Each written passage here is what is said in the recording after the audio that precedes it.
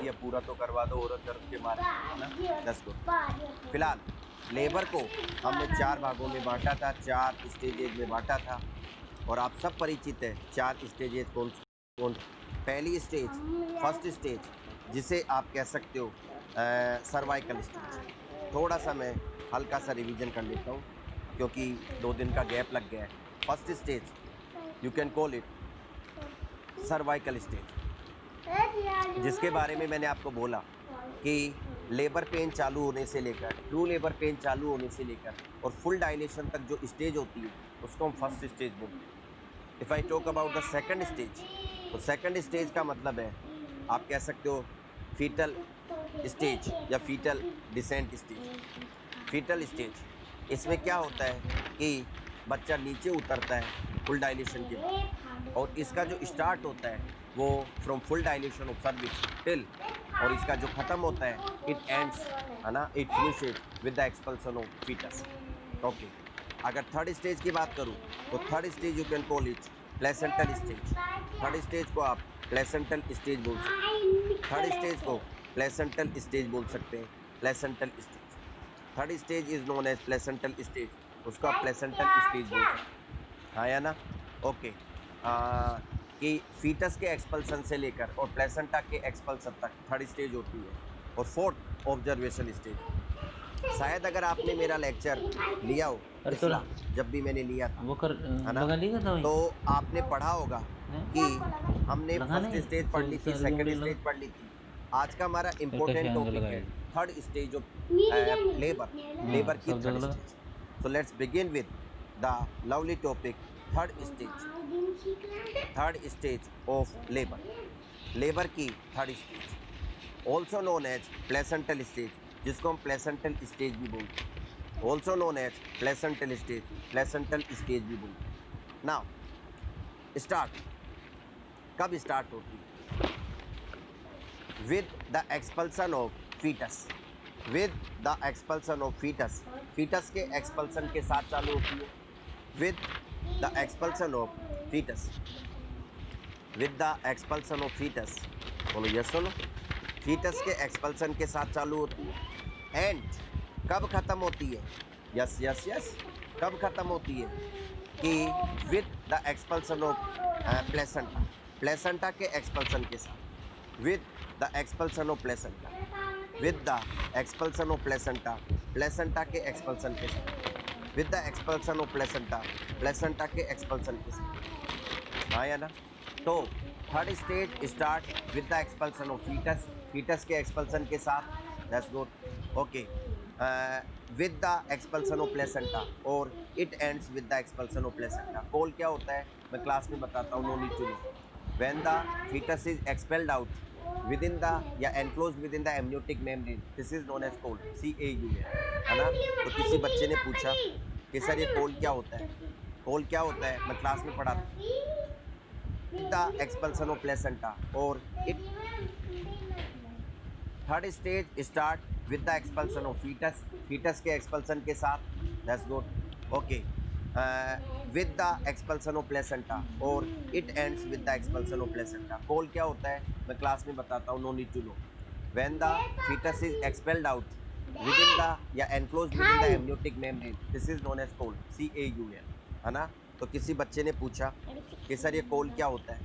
कोल क्या होता है मैं क्लास में पढ़ाता हूँ। When the foetus is expelled, the when the fetus is expelled, when the fetus is expelled, is expelled, बोलो yes or no, enclosed within the amniotic membrane, enclosed within the amniotic membrane, within is expelled, fetus is expelled, this is known as cold, CAUL, है ना। तो किसी बच्चे ने पूछा कि sir ये कोल क्या होता है? कोल क्या होता है मैं क्लास में पढ़ाता हूँ। when the fetus is expelled, the when the fetus is expelled, when the fetus is expelled, is expelled, बोलो yes or no, enclosed within the amniotic membrane, enclosed within the amniotic membrane, within the amniotic membranes, जब amniotic normally क्या होता है, amniotic membrane rupture होती है, फिर बच्चा बाहर निकलता है और लास्ट में एमनियोटिक मेम्ब्रेन थर्ड स्टेज में बाहर निकलती है प्लेसेंटा के साथ। पर कई बार क्या होता है, बच्चा साबुत का साबुत, यानी एमनियोटिक मेम्ब्रेन में घिरा हुआ, एमनियोटिक फ्लूइड में घिरा हुआ, सीधा का सीधा बाहर निकल जाता है। तो this is known as when the fetus is expelled enclosed within the amniotic membranes. amniotic membranes में घिरा हुआ है और बच्चा बाहर निकल जाए तो दिस इज नोन एज, आप कह सकते हो। यस, चैट बंद कर दीजिए। ओके, फर्दर वी गोन, आगे हम बात करते हैं। तो also known as placental stage, हम प्लेसेंटल स्टेज भी बोलते हैं। और it start with the expulsion of fetus and with the expulsion of placenta. बोलो यस और no. Okay, further we gone. अगर मैं बात करूं ड्यूरेशन की, तो ड्यूरेशन कितना लगता है?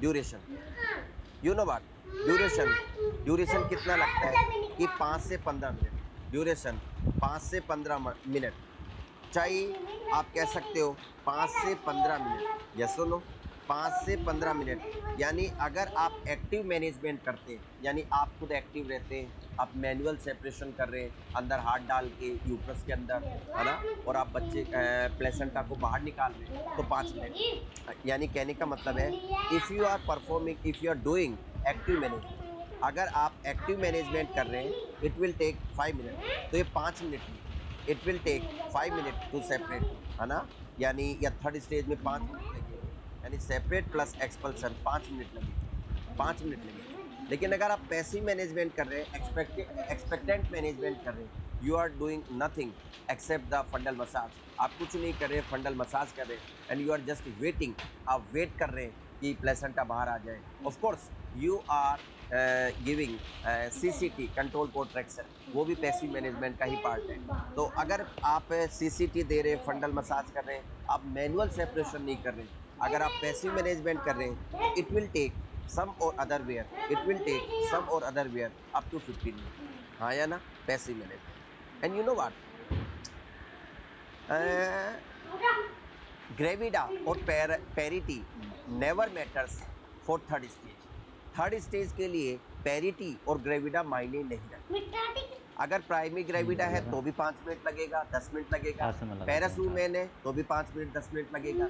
हाँ, फर्स्ट और सेकंड स्टेज में ग्रेविडा और पेरिटी ऑलवेज मैटर्स, कि अगर जितना ज़्यादा पेरिटी होगी तो बच्चा जल्दी बाहर निकलेगा। सेकंड स्टेज में जितना पैरा होगी, पैरा 2, पैरा 3, यानी 1-2 बच्चों की माँ होगी, तो सर्विक्स भी डायलेट जल्दी होगी। तो वहाँ पर तो ग्रेविडिटी और पेरिटी का फर्क पड़ता था। But here in third stage of labor, that means placenta stage, it never matters the woman is, whether the woman is primary gravida, whether the woman is parous woman, है ना, multi gravida और parous woman, it doesn't make any sense, इससे कोई फर्क नहीं पड़ता। It always takes 5 to 15 minutes regardless the gravidity, gravidity मायने नहीं रखती है, आप कह सकते हो 5 से 15 मिनट लगते हैं। अगर पैसिव मैनेजमेंट किया है तो 15 मिनट। यही आज हम डिस्कस करने वाले हैं। ये थर्ड स्टेज बहुत इंपॉर्टेंट है, ध्यान से सुन लेना, 10 गुड। तो 15 मिनट लगते हैं। फिलहाल ये आपका ड्यूरेशन बताया। अगर आप एक्टिव मैनेजमेंट करते हैं तो 5 मिनट, पैसिव मैनेजमेंट करते हैं तो 15 minute. Now what I want to say you, maximum एक नोट डाल देना, और ये शायद 500 रुपये का नोट मान लो, या तो मैं बोलूँगा 2000 रुपये का नोट मान लो, because this question also has been asked many time, कई बार पूछा गया है, ये क्वेश्चन भी कई बार पूछा गया है, एटलीस्ट 3 to 4 टाइम, कि प्लेसेंटा का सेपरेशन कितनी देर में हो जाना चाहिए। Always remember, third stage of delivery, third stage of labour should not take more than 30 minute, that should be accomplished within 30 minute. तो जो मैक्सिमम, हालांकि 5 से 15 मिनट में हो जाना चाहिए, पर जो मैक्सिमम लिमिट है वो आपकी 30 मिनट, जो मैक्सिमम लिमिट है, आप कह सकते हो कि मैक्सिमम जो टाइम है वो 30 मिनट है, यानी 30 मिनट के अंदर अंदर प्लेसेंटा बाहर निकल जानी चाहिए। अगर 30 मिनट के अंदर प्लेसेंटा बाहर नहीं निकली, बच्चे के निकलने के बाद, अगर बच्चे के निकलने के बाद, फीटस के एक्सपल्सन के बाद, अगर 30 मिनट के अंदर प्लेसेंटा बाहर नहीं निकलती है, this condition is known as retained placenta, उसको हम रिटेन्ड प्लेसेंटा बोलते हैं। Ladies and gentleman, my dear students, point to be noted, no need to be confused, there are two terms, retained bits of placenta, जब placenta की टुकड़े रह जाए, यानी प्लेसेंटा पूरी निकल जाए और कुछ टुकड़े रह जाए, this is known as retained bits of placenta। But retained placenta जब पूरी प्लेसेंटा ही नहीं निकले, this is known as retained placenta. We call that condition retained placenta, उसको हम रिटेन्ड प्लेसेंटा। तो मैं 500 रुपये का नोट लिखवा रहा था, 2000 रुपये का नोट लिखवा रहा था, और जब भी 500 और 2000 रुपये की बात आती है तो आपके तो कान खड़े हो जाते हैं, क्योंकि 2000 रुपये आपके लिए 10 दिन की तनख्वाह है। भाई 7000 रुपये तनख्वाह मिल रही है तो 2000 का मतलब आपकी 10 दिन की तनख्वाह है। तो 10 दिन की तनख्वाह आप जानते हो बहुत बड़ी मेहनत है ना। दैट्स गुड, मुझे तुम पर प्राउड है, मुझे तुम पर गर्व है कि 7000 रुपये के लिए, है ना, लानत नहीं बोलूँगा कि 7000 रुपये के लिए तुम हज़ारों चले जाते हो, बहुत अच्छी बात है। फिर कहाँ सरकार को क्या ज़रूरत है, जब 7-7 हज़ार रुपये में तुम जा रहे हो तो सरकार को क्या ज़रूरत है, आने दो, कोई बात नहीं। मुझे ऐसा लगता है 10 गुट क्यों देगी तुमको 30-40-50 हज़ार ना।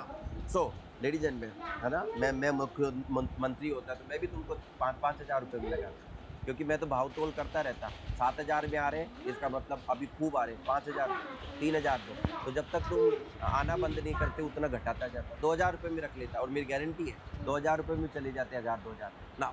सो लेडीज एंड मैन, बंधु और बांधो भगतजन, what I want to say you कि मैं क्या कहना चाह रहा हूँ, प्लेसेंटा शुड बी सेपरेटेड, है ना। आप कह सकते हो प्लेसेंटा शुड बी, या प्लेसेंटल स्टेज जो थर्ड स्टेज है, प्लेसेंटल स्टेज का मतलब third stage of labour, third stage of labour should be accomplished. Placental stage या third stage of labour should be accomplished, बोलो यस और no, should be accomplished, accomplished, बोलो yes or no, should be accomplished within 30 minutes, within 30 minutes, within 30 minutes of fetal expulsion, within 30 minutes of fetal expulsion, 30 minutes of fetal expulsion, कि बच्चे के निकलने के बाद fetal expulsion, बच्चे के निकलने के बाद 30 मिनट के अंदर अंदर, within 30 minutes of placental expulsion, fetal expulsion के 30 मिनट के अंदर अंदर, दिस इज नॉर्मल कंडीशन। तो कई बच्चे कहते हैं सर प्लेसेंटा कितनी देर में निकलनी चाहिए, मैंने कहा भाई 5 से 15 मिनट में। सर एग्जाम में 30 मिनट माना है, मैंने कहा 30 मिनट तो अपर लिमिट है कोई। तो कई बच्चे कहते हैं सर प्लेसेंटा कितनी देर में निकलनी चाहिए, मैंने कहा भाई 5 से 15 मिनट में। सर एग्जाम में 30 मिनट माना है, मैंने कहा दिस इज नॉर्मल कंडीशन। तो कई बच्चे कहते हैं सर प्लेसेंटा कितनी देर में निकलनी चाहिए, मैंने कहा भाई 5 से 15 मिनट में। सर एग्जाम में 30 मिनट माना है, मैंने कहा 30 मिनट तो अपर लिमिट है, कोई बड़ी बात नहीं है, गलत नहीं है। नॉर्मली 5 से 15 मिनट में निकल जाती है और 30 मिनट के अंदर अंदर निकल जानी चाहिए। इफ़ इट टेक्स, अगर if it takes more than 30 minute, अगर ये 30 मिनट से ज़्यादा का समय लेती है, if it takes more than 30 minute, अगर ये 30 मिनट से ज़्यादा का समय लेती है, दिस इज नोन एज, आप कह सकते हो रिटेन्ड प्लेसेंटा, उसको हम रिटेन्ड प्लेसेंटा बोलते हैं। रिटेन्ड प्लेसेंटा, उसको हम रिटेन्ड प्लेसेंटा बोलते हैं, बोलो यस और नो। अगर ये 30 मिनट से ज़्यादा का समय लेती है तो उसको हम बोलते हैं रिटेन्ड प्लेसेंटा। तो रिटेन, तो आपको एक डेफिनेशन आ गई, what do you mean by the term retained placenta. Retained placenta से आपका क्या तात्पर्य है कि जब प्लेसेंटा को सेपरेट और निकलने में थर्ड स्टेज में अगर 30 मिनट से ज़्यादा समय लगे, regardless the gravidity of the women, यानी क्लाइंट की ग्रेविडिटी के बिना, यानी अगर 30 मिनट से ज़्यादा लगे तो this is known as retained placenta, उसको हम रिटेन्ड प्लेसेंटा बोलते हैं। शानदार, ज़बरदस्त, जिंदाबाद।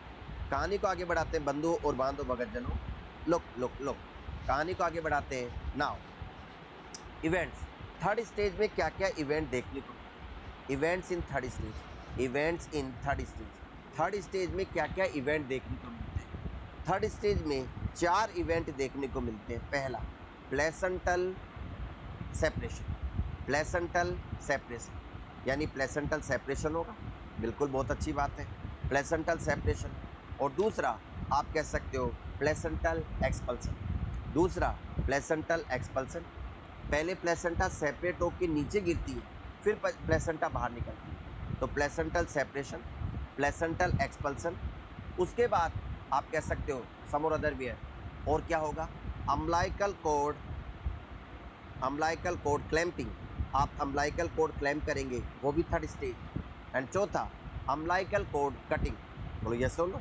आप कह सकते हो placental expulsion, umbilical code clamping and umbilical code cutting, ये थर्ड स्टेज के ही पार्ट है।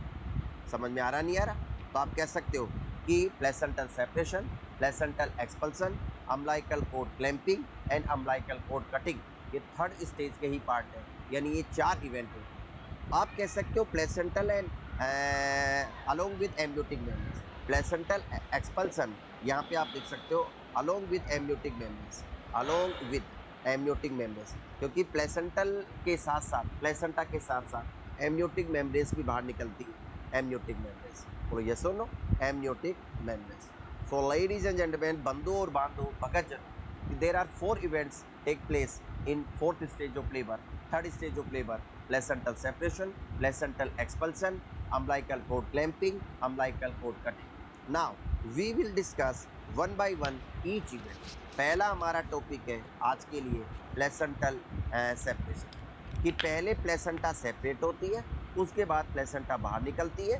तो पहले हम बात करेंगे प्लेसेंटल सेपरेशन। तो आज का हमारा पहला टॉपिक है placental separation. You know what, कि आप कह सकते हो प्लेसेंटा यहाँ पे लगी हुई थी, this is the lovely uterus with the lovely, आप कह सकते हो एंडोमेट्रियम, बोलो यस और नो, आप कह सकते हो ये आपका एंडोमेट्रियम है, बोलो यस और नो, भैया ओके, काय कोण आहे रेसिडुआ एंड प्लेसेंटा इज अटैच्ड सम और अदर वेयर हियर, ये प्लेसेंटा आपकी लगी हुई है, बोलो यस और नो, प्लेसेंटा लगी हुई है, ओके, अम्बिलिकल कोड ये रही, वेजाइना के थ्रू बाहर निकल रही है, अम्बिलिकल कोड, दैट्स गुड, क्योंकि आप कह सकते हो बच्चा बाहर निकल चुका है, बोलो यस सुन लो, हाँ या ना, that's good. So this is the thing, बढ़ू आगे, लेडीज एंड जेंटलमैन, बंधुओं और बांधुओं, भगत जनों, तो आप कह सकते हो ना, फर्दर वी गोन, आगे हम बात करते हैं समोर दरविया। तो मुझे अगर से ये 4 इवेंट है, पर मैंने इनको क्रम में नहीं लिखा है,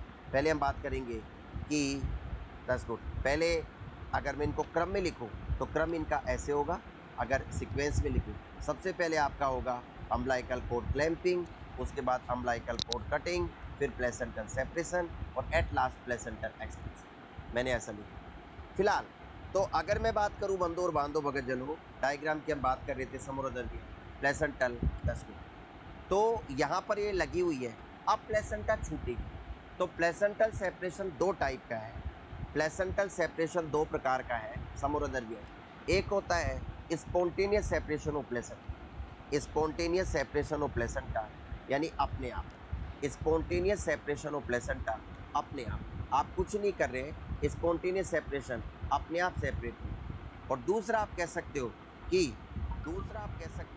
कि मैनुअल सेपरेशन ऑफ प्लेसेंटा, यानी आप कह सकते हो manual separation of placenta, manual separation of placenta, placenta अगर मैनुअली सेपरेट, और जो स्पॉन्टेनियस सेपरेशन होता है ये भी 2 प्रकार का होता है। पहला सेंट्रल मेथड ऑफ सेपरेशन, जो स्पॉन्टेनियस सेपरेशन होता है ये भी 2 प्रकार का होता है, सेंट्रल मेथड ऑफ सेपरेशन या सेंट्रल सेपरेशन, बोलो यस और नो, जिसको हम शुल्जे मेथड बोलते हैं। और दूसरा आप कह सकते हो peripheral separation, peripheral separation, peripheral separation. तो आप कह सकते हो कि पहला सेंट्रल मेथड ऑफ सेपरेशन, दूसरा पेरिफेरल सेपरेशन यानी पेरिफेरल सेपरेशन। और मैनुअल का मतलब है कि आप हाथ से सेपरेट कर रहे हैं, मैनुअल सेपरेशन ऑफ प्लेसेंटा। तो प्लेसेंटल सेपरेशन की अगर मैं बात करूं तो प्लेसेंटल सेपरेशन के 2 मेथड हो गए, पहला स्पॉन्टेनियस सेपरेशन और दूसरा मैनुअल सेपरेशन। स्पॉन्टेनियस सेपरेशन भी 2 प्रकार का, सेंट्रल सेपरेशन और पेरिफेरल सेपरेशन आप कह सकते हो। अगर सेंट्रल सेपरेशन की बात करें कि सेंट्रल सेपरेशन का नाम क्या है, सेंट्रल सेपरेशन इज 2 मेथड हो गए, पहला स्पॉन्टेनियस सेपरेशन और दूसरा मैनुअल सेपरेशन। स्पॉन्टेनियस सेपरेशन भी 2 प्रकार का, सेंट्रल सेपरेशन,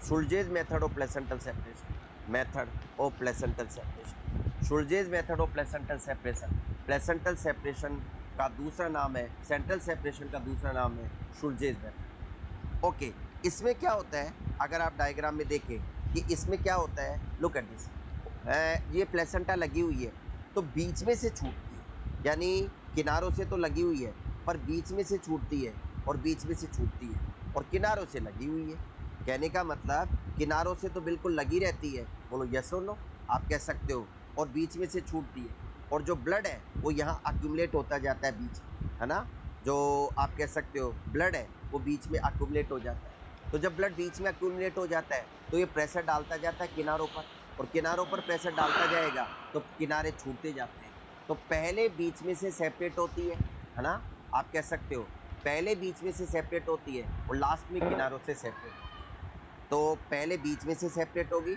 और लास्ट में किनारों से सेपरेट होगी, तो this is central separation. It is the most common method of placental separation. ये प्लेसेंटल सेपरेशन का मोस्ट कॉमन मेथड है। इट इज द लाल पेन, नीले पेन, काले पेन, हरे पेन से लगा लेना।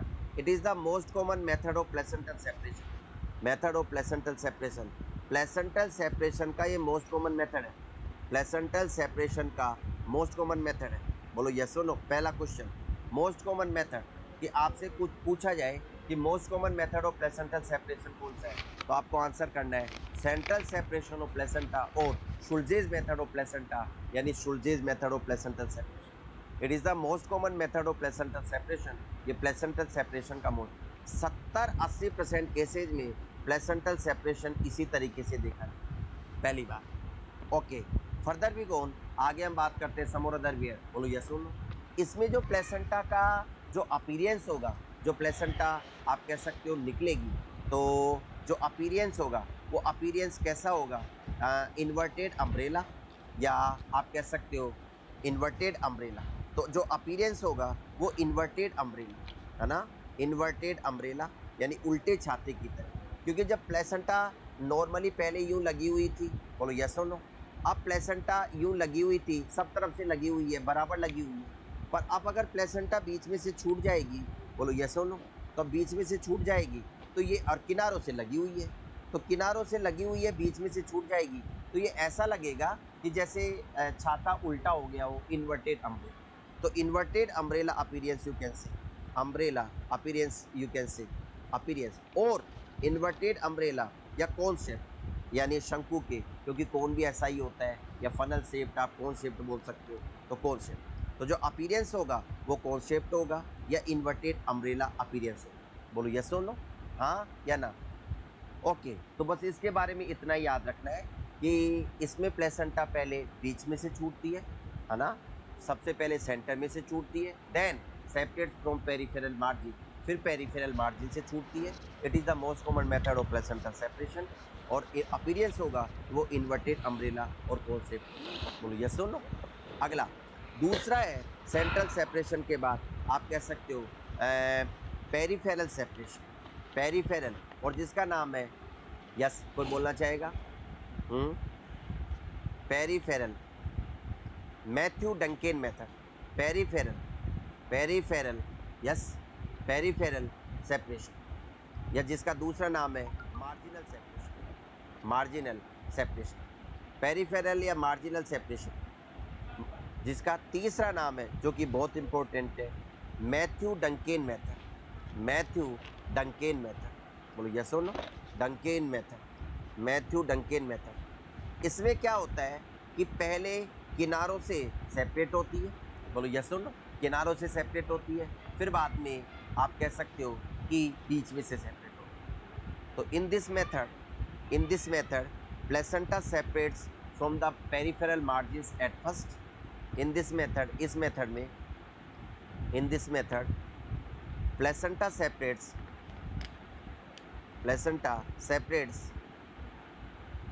from peripheral margins at first, from peripheral margins at first,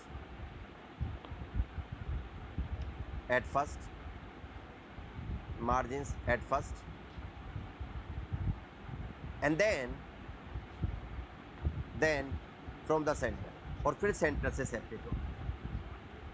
और जो इसका अपीरियंस होगा वो बटन इन द होल, काज में बटन, जैसे आप बटन जुड़ते हो या बटन खोलते हो, तो जैसे होल के अंदर से यानी काज में से बटन निकलता है, तो वैसा अपीरियंस होगा। तो इसका जो अपीरियंस होगा वो कैसा होगा, आप कह सकते हो button in the hole, button in the hole, काज के अंदर button, button in the hole, कि काज के अंदर जो बटन है वैसा appearance, button in the hole, काज में। और ये केवल 20-30% केसेज में देखने को मिलता है, 20-30% केसेज में देखने को मिलता है। तो मैथ्यू डंकेन मेथड में 20-30% केसेज में देखने को मिलती है और button in the hole appearance होता है। In this method placenta separates from peripheral margin at first then from centre. तो ये आपका पेरिफेरल मार्जिन। अगला जो इंपॉर्टेंट स्लाइड है मेरी कि प्लेसेंटा छूट गई या नहीं छूटी, इसका कैसे पता पड़ेगा? Margin at first and from centre, तो ये आपका पेरिफेरल मार्जिन। अगला जो इंपॉर्टेंट स्लाइड है मेरी कि प्लेसेंटा छूट गई या नहीं छूटी, इसका कैसे पता पड़ेगा? बहुत इंपॉर्टेंट है, science of placental separation. Science of placental separation, placental separation के साइंस ऑफ प्लेसेंटल सेपरेशन, आप कह सकते हो प्लेसेंटल सेपरेशन के साइन। यानी कैसे पता पड़े कि प्लेसेंटा छूट गई है या नहीं छूटी है, साइंस ऑफ प्लेसेंटल सेपरेशन। क्या क्या साइन है प्लेसेंटल सेपरेशन? पहला, आप कह सकते हो पहला, यस, पहला,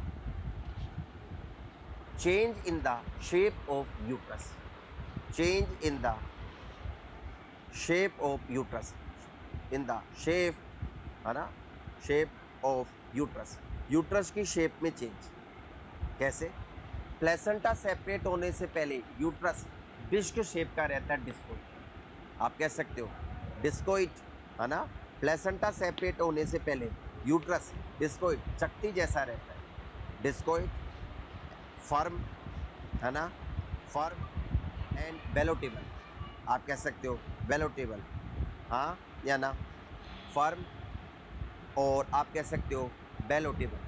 तो जो सेपरेट होने से पहले discoid, firm and ballotable, that's good, okay. You rather you should say non ballotable. पर जैसे ही प्लेसेंटा सेपरेट हो जाती है तो ये डिस्क की जगह ये अब की बार कैसा हो जाएगा, ये ग्लोबुलर शेप का हो जाएगा। तो पहला इंपॉर्टेंट साइन है कि ये ग्लोबुलर शेप हो जाएगा, फर्म ही रहेगा, और अब आप बेलोटेबल बोल सकते हो, क्योंकि पहले कॉन्ट्रैक्शन आ रहे थे, है ना, तो कॉन्ट्रैक्शन आ रही तो नॉन बेलोटेबल, और अब कह सकते हो बेलोटेबल, यानी इसको हिला सकते हो यूट्रस, तो ballottable. So ladies and gentleman, बंदो और बांधो, पहला, change in the shape of uterus. लाल पेन, नीले पेन, काले पेन, हरे पेन से लगा देना। This is the most important question for the point of view of note set. Note set के लिए इंपॉर्टेंट, पर CHO में भी लेबर बहुत इंपॉर्टेंस मायने रखता है, तो CHO में भी पूछा जा सकता है। Science of placental separation, change in the shape of uterus. जो डिस्कोइड था, डिस्कोइड से ये चेंज हो जाता है ग्लोबुलर, और आप कह सकते हो फर्म का सख्त ही रहेगा, पर जो नॉन बेलोटेबल था वो बेलोटेबल है।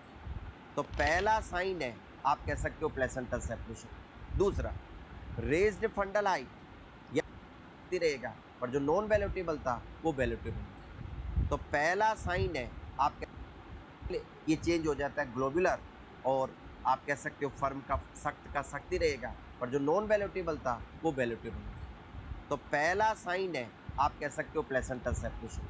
दूसरा, raised fundal height, yes, raised fundal height, जो फंडल हाइट है वो आपकी बढ़ जाएगी। रेज्ड फंडल हाइट है वो बढ़ जाएगी, यानी सेपरेट होने से पहले जो फंडल हाइट थी उससे ज़्यादा हो जाएगी फंडल हाइट, क्योंकि कॉन्ट्रैक्शन की वजह से जब शेप चेंज होगा, डिस्क से ग्लोबुलर शेप का होगा, तो फंडस ऊपर चला जाएगा।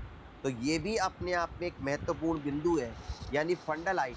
आपको तो ऐसे लगता होगा कि प्लेसेंटा छूट गई, और छूट के जब नीचे गिर गई, तो नीचे गिर गई तो सर फंडस की हाइट नीचे आनी चाहिए, नहीं, क्योंकि सेपरेशन के समय उसमें कॉन्ट्रैक्शन आ रहे हैं, तो आप कह सकते हो कि जो उसमें शेप चेंज हो रही है, ग्लोबुलर बन रहा है, तो वो फंडस ऊपर चला जाता है, रेज फंडल हाइट। तीसरा, permanent lengthening of umbilical cord.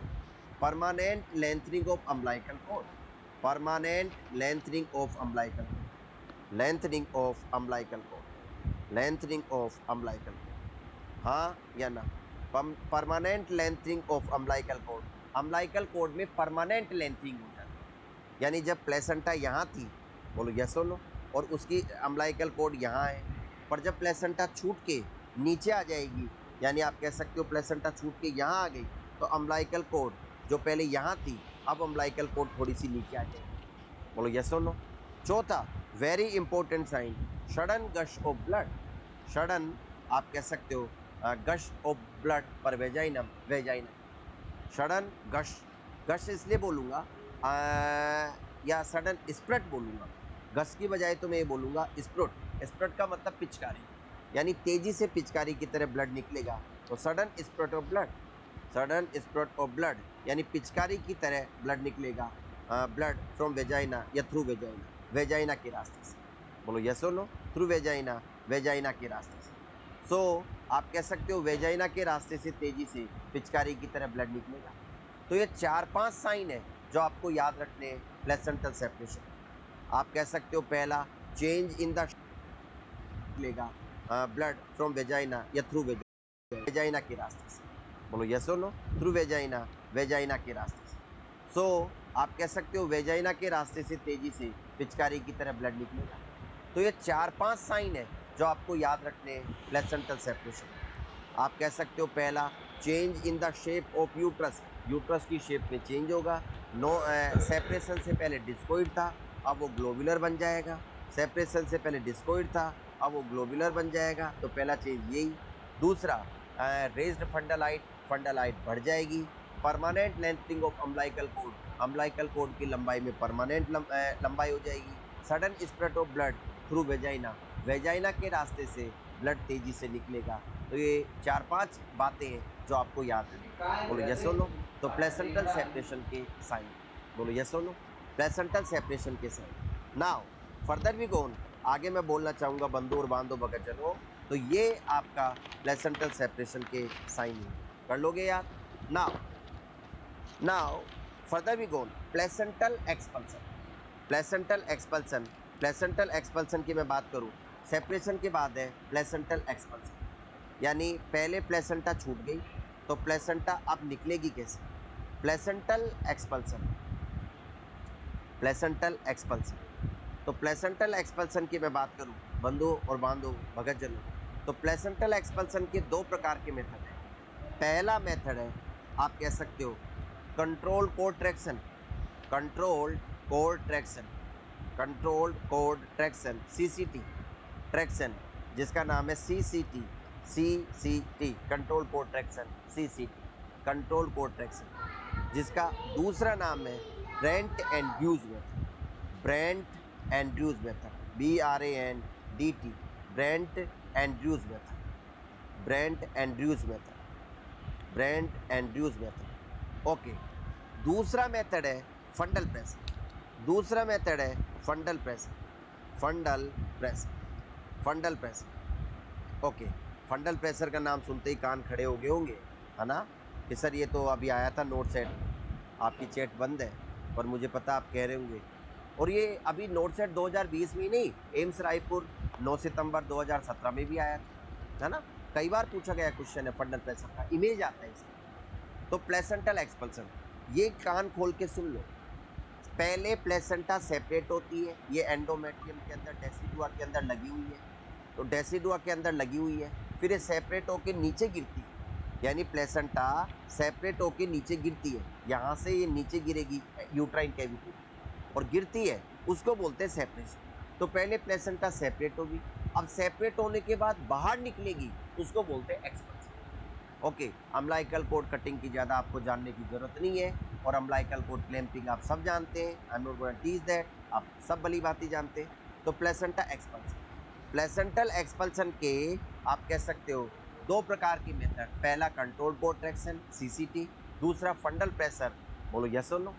और it is the most common method of placental expulsion, never ever be confuse ladies and gentleman, it is the CCT या Brandt Andrews method is the most common method of placental expulsion, most common method of placental expulsion, placental expulsion का सबसे most common method यही है, most common method of placental expulsion, placental expulsion का सबसे ज़्यादातर method यही है, most common method of placental expulsion, आप कह सकते हो कंट्रोल कोड ट्रैक्शन, जबकि फंडल प्रेशर कम काम में लिया जाता है। बोलो यस और नो, मोस्ट कॉमन मेथड। आइए चित्र की जुबानी देखते हैं, अगर इमेज हो that's good. So there are images that I would like to show you here. That's good. Control port traction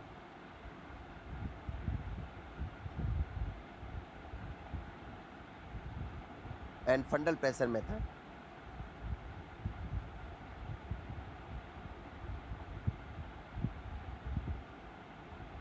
Okay, this is fundal pressure method. Very good.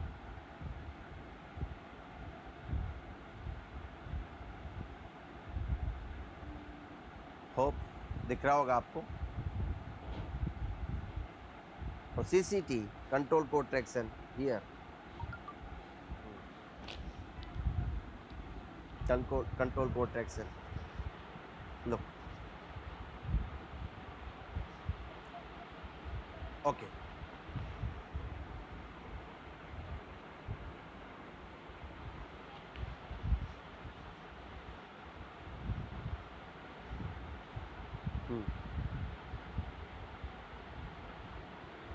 Okay,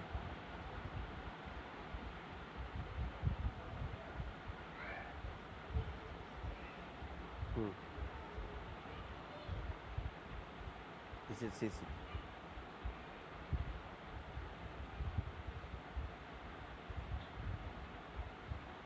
hold करें,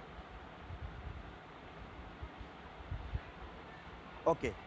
क्या आप देख सकते हैं यहाँ पर आपके सामने स्क्रीन पर CCT होगा, आपके सामने CCT, पर इसका बढ़िया diagram, this is far better diagram to show you CCT control cord traction. और ये आपके आने वाला है, मुझे पता है।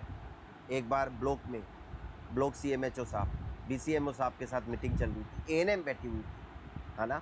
अब सब सेंटर पे ANM काम करते हैं, आप भी सब सेंटर पे पोस्टिंग होगी आपकी, या PSC पर या सब सेंटर।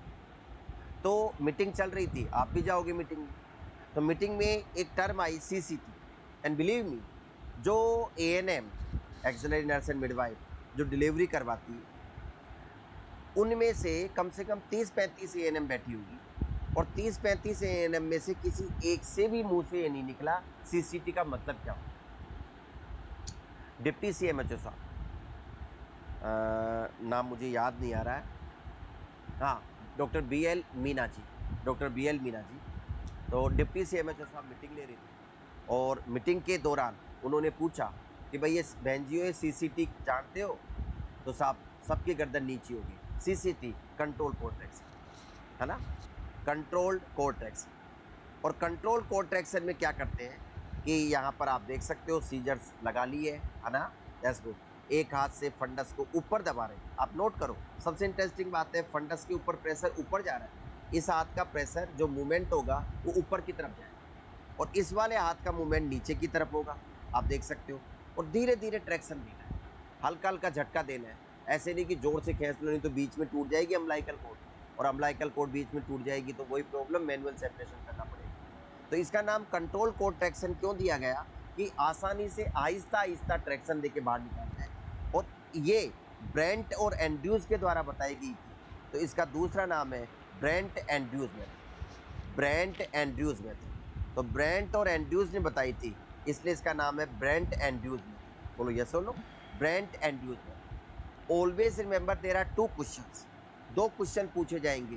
पहला, most common method of placental separation, most common method of placental separation, तब तो आपका आंसर होगा शुल्जेज मेथड या सेंट्रल मेथड। प्लेसेंटल सेपरेशन का मोस्ट कॉमन मेथड पूछा जाए तब तो आपका आंसर होगा शुल्जेज मेथड, बोलो यस और नो, तब तो आपका आंसर होगा सेंट्रल मेथड, सेंट्रल सेपरेशन, बोलो यस और no, central method of separation, बोलो यस और no, central separation of placenta, that's good.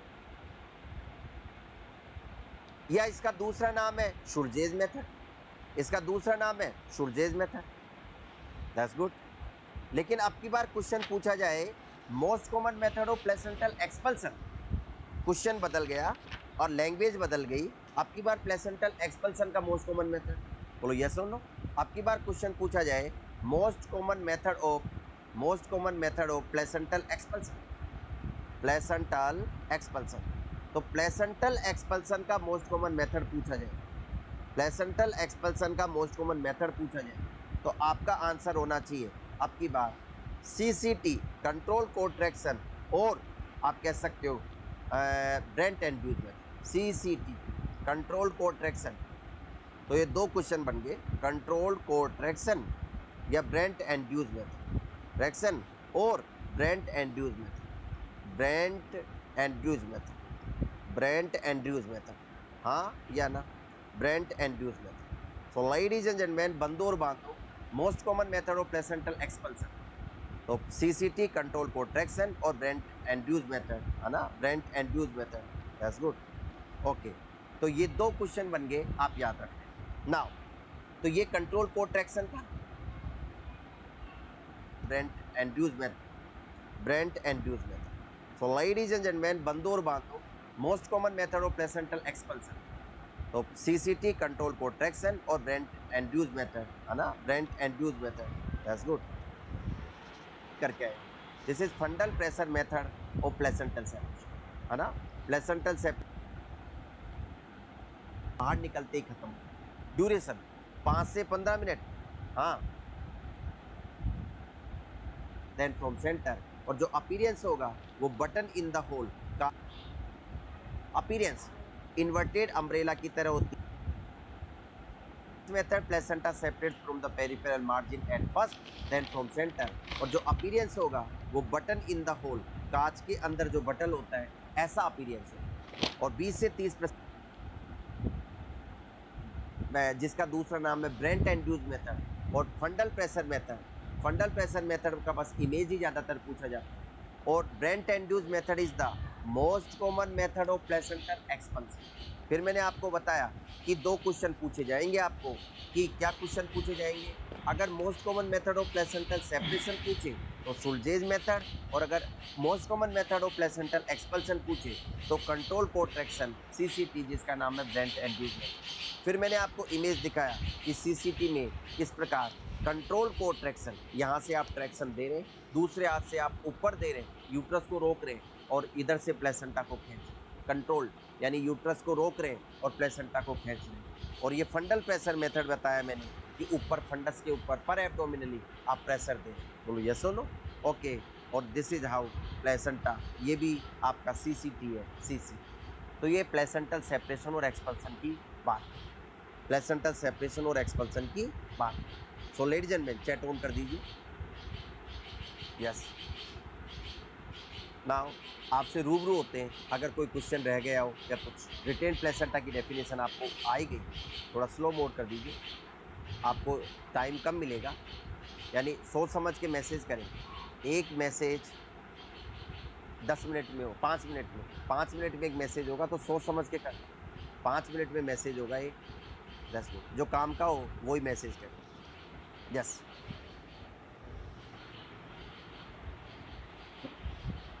Okay, आगे बढ़िए। मैथ्यू डंकर दे रखा है। तो मैनुअल सेपरेशन में क्या क्या याद रखना है। पहला, मैनुअल सेपरेशन के अंदर पहली बात, पहला पॉइंट, कि जो हाथ अंदर जाएगा वो सीधा नहीं जाएगा, वो कौन शेप, शंकु के जैसा, ऐसे कौन शेप। तो hand should be inserted in कौन शेप। पहली बात, hand should be inserted, should be inserted in कौन शेप। बोलो यस और नो। कौन शेप, कौन शेप यानी आपको शंकु के आकार का, है ना, एच, कौन शेप, शंकु के आकार का, कौन जैसा बना के। तो पहली बात। दूसरा, अंदर हाथ जाने के बाद जो हाथ का मूवमेंट होगा वो स्लाइस कटिंग मूवमेंट, जैसे आप प्याज काटते हो, स्लाइस कटिंग मूवमेंट। तो movement of hand inside the uterine cavity, movement of the hand while separation, hand, है ना, while separating placenta, while separating placenta, जब प्लेसेंटा को आप सेपरेट कर रहे हो उस समय, separating placenta.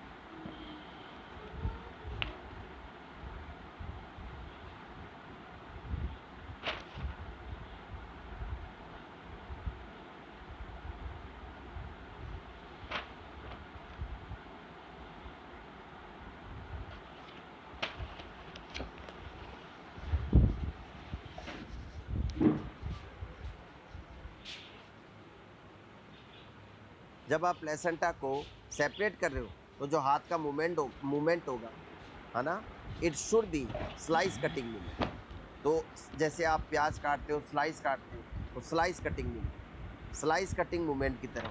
That's good, slice cutting movement, that's good, slice cutting movement. Okay,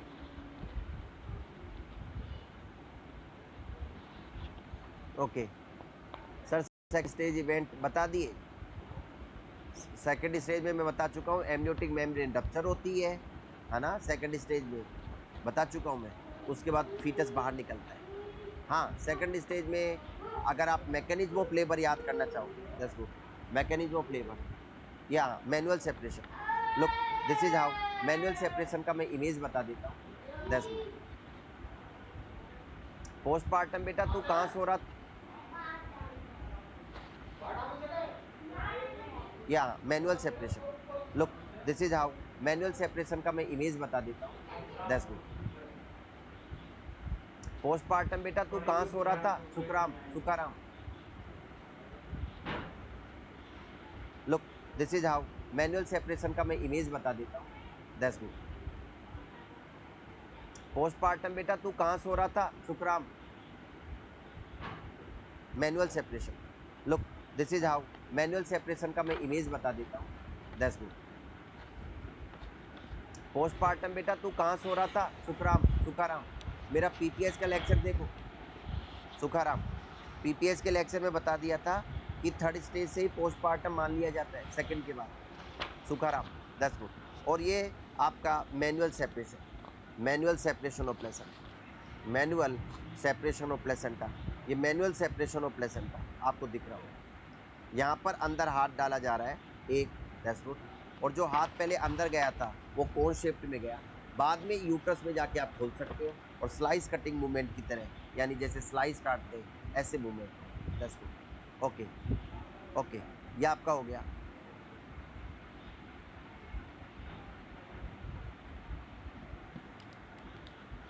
okay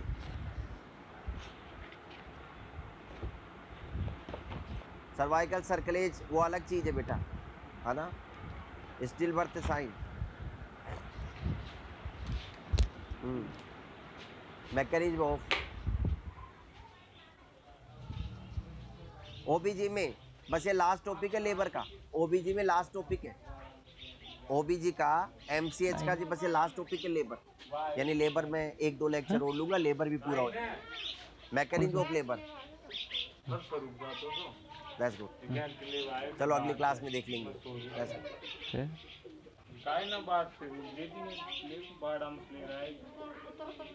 okay फिलहाल ladies and gentleman let's do like that. ये आपका थर्ड स्टेज हो गया, फोर्थ स्टेज का और जो भी है लेबर का टॉपिक वो आप अगले लेक्चर में देखेंगे। Thank you for attention.